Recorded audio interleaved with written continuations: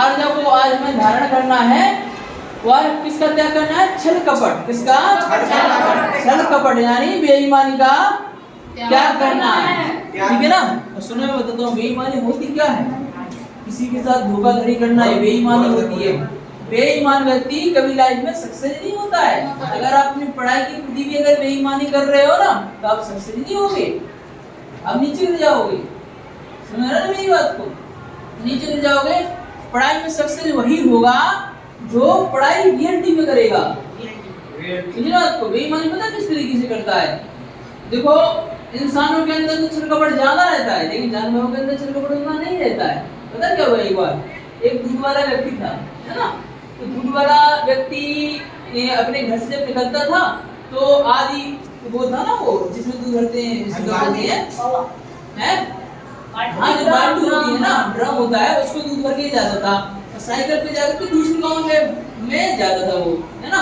दूसरे गांव में जब जाता था तो बस रास्ते में नदी पड़ती थी, नदी में वो वहीं नहाता था, वो वहीं का वहीं उसमें पानी भरता था, रोज पानी करता था। ऊपर बंदर देख रहा था ऐसा कि ये करके क्या रहा है, आधा तो इसमें दूध है, आधा इसमें पानी इसने डाल दिया है, तो ये क्या क्या क्या क्या रहा है। पता है एक दिन क्या हुआ? एक दिन वो गया पानी उसने मिलाया तो बेचने के लिए चला गया, और जैसे ही वो बेच करके आया तो वो थोड़ी देर रुका वहां पर, थोड़ी देर सो गया, तो उसने सारे पैसे उठाए बंदर ने और नदी में डाल दिए। तो पानी का धन पानी में, नाक कटी गई पानी में, है ना?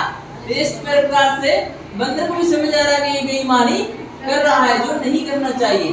लोग बाग अपने स्वार्थ के वशीभूत होकर के, अपने स्वार्थ के वशीभूत होकर किसी को भी हानि पहुंचे ये परवाह नहीं करते हैं। अच्छी तरह विचार करना कि हर आत्मा में, हर जीव में आत्मा है। क्या है? हर जीव में आत्मा है। लेकिन कुछ लोग एक दूसरे की इंसल्ट भी करते हैं, एक दूसरे को बुरा भला भी करते हैं। उन्हें बुरा लगता है नहीं लगता है? लगता है नहीं लगता है? अगर आप भी अगर अपने माँ बाप को गलत जवाब दे दोगे ना तो बुरा लगेगा। क्या लगेगा? बुरा लगेगा। अगर आप भी अपने से बड़ों को अगर वो नहीं करोगे ना, सम्मान नहीं करोगे तो उन्हें भी बुरा लगेगा। लगेगा नहीं लगेगा? तो आप लोग तो नहीं करते ना ऐसा? हाँ तो बहुत अच्छी राह पर चल रहे हो। पता ये दुनिया है, दुनिया सिर्फ अपनी स्वार्थी है, इतनी स्वार्थी है कि मैं एक आपको सत्य घटना बता रहा हूँ, सत्य घटना बताने जा रहा हूँ जो दिल्ली की ही है, दिल्ली की ही है। और उसने अपने माता पिता, अपनी बूढ़ी माँ को भी छोड़ दिया अपनी पत्नी के लिए, सिर्फ अपने स्वार्थ के लिए। सत्य घटना है। पता क्या हुआ था? 2012-13 की बात है। एक व्यक्ति अमेरिका में काम करता था, उसका सिर्फ एक ही बेटा था, उसका एक ही बेटा था। उसने बड़ी मुश्किल से पाला था अपने बेटे को, उसने बड़ी मुश्किल से पाला था अपने बेटे को। उसने मजदूरी कर करके, गाँव में काम कर करके, इधर उधर के काम कर करके उसने खाना जुटाया, उस बेटे को पढ़ाया लिखाया, है ना? ज्यादा पैसे वाली जॉब दिलाई कंपनी में, है ना? कंपनी में जैसे ही जॉब गया, जॉब के बाद कहाँ गया? अमेरिका, अमेरिका चला गया, अमेरिका में जॉब करने लगा। वो व्यक्ति अमेरिका जॉब करना, बेटे माँ का फोन जाता था बार बार, बेटा आजा मिलने के लिए, आजा बेटा आजा मिलने के लिए। बेटा क्या हुआ? बेटा 2-3 साल तक तो आया ही नहीं, 2-3 साल तक तो आया नहीं, वहीं पर शादी कर ली। वहीं पर शादी करने के बाद ये कहानी नहीं है, सत्य घटना है। पता क्या हुआ?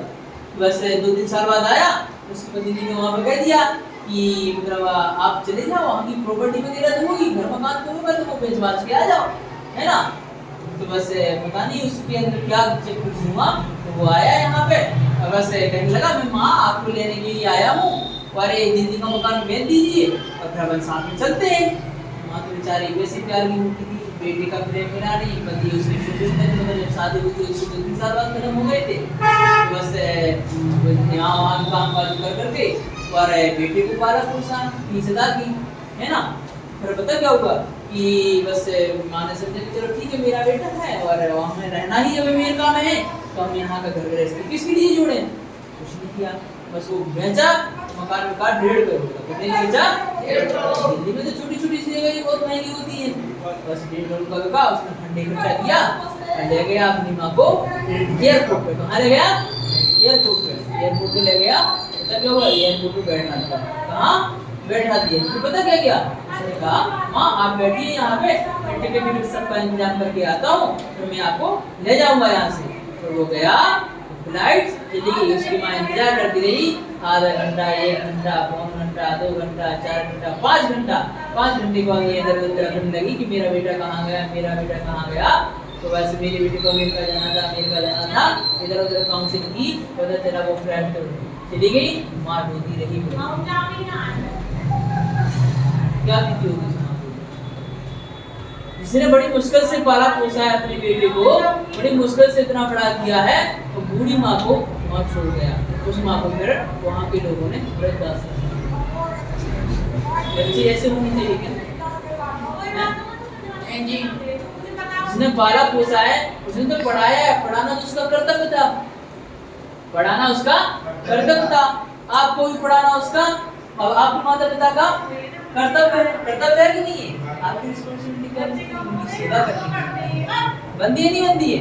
उनकी सेवा करने की बनती है, उनकी सेवा की जाए, अपने गुरुजनों का सम्मान की जाए। हमें बेईमानी के साथ नहीं लेना चाहिए। उत्तम आर्य धर्म जो आया है वो यही बताने के लिए आया। सबसे बड़ी बात है ये है कि आप लोग पढ़ने के लिए इंटरेस्टेड हो। जारसा के स्कूल के जो बच्चे हैं आप लोग, बहुत अच्छा ना, वो 8वीं क्लास वालों ने भी ऊपर बोर्ड को ऑलरेडी लिख रखा था। मुझे बहुत खुशी हुई कि आपके अंदर कितनी ललक है, और आपको भी खुशी हो रही होगी कि हमें नई नई चीजें बातें बताने के लिए गुरुजी आ रहे हैं। मेरी बात, अब आप लोग ये बताइए कि आप लोगों का कोई ऐसा लक्ष्य है क्या जो थोड़े थोड़े करप्शन को कम कर सके? करप्शन कितना हो रहा है? सबसे ज्यादा मारा जाता है गरीब व्यक्ति। मारा जाता है, नहीं मारा जाता? हाँ जी, बिल्कुल बिल्कुल, किसान मारा जाता है। और सबसे ज्यादा अगर कष्ट होता है तो जो जिसे ज्ञान नहीं होता है, जो पढ़ नहीं पाता है, सबसे ज्यादा कष्ट होता है वो। क्या उसकी गलती है क्या कोई? नहीं। तो जो पढ़े लिखे हैं वो अत्याचार करें अगर लोगों पे, तो ये गलत बात नहीं है। जो सरकारी कर्मचारी है, जो घूस ले रहे हैं, जो रिश्वत ले रहे हैं, वो तो पढ़े लिखे हैं। हाँ जी, पढ़े लिखे हैं कि नहीं? तो क्या उन्हें बात ये समझ में नहीं आती है कि घूस लेना बेकार बात है? क्या उन्हें ये बात समझ में नहीं आती है कि गरीबों का अत्याचार करना गलत बात है? शायद मैंने आपको राशन वाली बात बताई कि नहीं बताई? नहीं बताई, बता देता हूँ। उसके साथ कैसे सबका होता था। एक ही बात है, एक माँ रहती थी अपने पोते पोतों के साथ रहती थी, है ना। उसके मिस्टर समाप्त हो चुके थे, वैसे ही पहले ही हो चुके थे। तो क्या हुआ कि उसके हिस्से का राशन आता था। क्या आता था? राशन आता। बहुत पहले की बात है, 3-4 साल पहले की बात है। राशन आता था। जब राशन आता था उसका राशन वाले ही खा जाते थे। कौन खा जाते थे?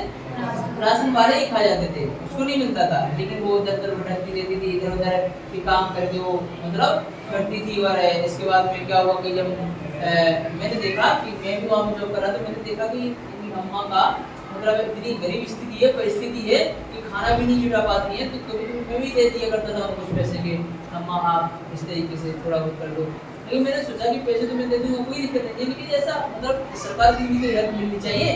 तो उन्होंने कहा कि बेटा मैं क्या करूँ, मतलब इन बच्चों की जो 2 बच्चे थे, 2 बच्चों के माँ बाप हैं, खत्म हो गए। अब मेरे ऊपर जिम्मेदारी है, अब मैं पढ़ी लिखी तो हूँ नहीं, तो इधर उधर झाड़ू पोछा करके जितना कमा पाती हूँ मैं बच्चों को लगा देता हूँ। तो मैंने कहा अम्मा आप गरीबी रेखा वाले हैं, और मतलब गरीबी के लिए तो सरकार मदद भी कर रही है। तो मैं पढ़ाई कर रहा था SSC की बैंकिंग की, तो सारी चीज़ से ना अपडेट रहता था, कौन सी चीज़, कौन सा नियम कहाँ लागू हो रहा है ना। घर में कहाँ लागू हो रहा है, क्या क्या सुविधाएं जनसंख्या को दी जा रही है, पूरा अपडेट रहता था। तो उस समय राशन वगैरह सब कुछ दिया जा रहा था। तो मैंने कहा अम्मा आप कहाँ कितने साल से रह रही हो यहाँ पे? मैंने तो बहुत सालों से रह रही हूँ यहाँ पे। मैंने कहा आपका राशन तो मिलना चाहिए। फिर मैंने कहा कहाँ बढ़ता है राशन? तो मैं वहाँ पे गया साथ में लेकर के। मैंने कहा अम्मा जी का राशन क्यों दिया जा रहा है भाई? तो वो थोड़ा बहुत उसने घुमाया तो मेरे एक जानकार थे, जानने वाले, मैंने उनको फोन किया कि ऐसी बात है और यहाँ की बात है, तो और नहीं दिया जा रहा है, ये गलत बात है कि नहीं है? तो उसने पूरा एक्शन लिया, उस व्यक्ति ने पूरा एक्शन लिया, और वो माफी मांगी उस बंदे ने कि हाँ मैंने ये काम किया है। 2 साल का राशन उसने खाया है, उसके हिस्से का 2 साल का राशन उसने खाया है। तो उसने अम्मा से माफी मांगी, ऊपर वाले कर्मचारी से माफी मांगी। लेकिन जो बंदा था वो भी पढ़ा लिखा था। क्या था वो? पढ़ा लिखा था। तो पढ़े लिखे का मतलब ये होता है क्या कि गरीब को परेशान किया जाए? पढ़े लिखे का मतलब ये होता है क्या कि उनका हिस्सा छीन करके खाया जाए? क्या मतलब हुआ ऐसे पढ़े लिखे?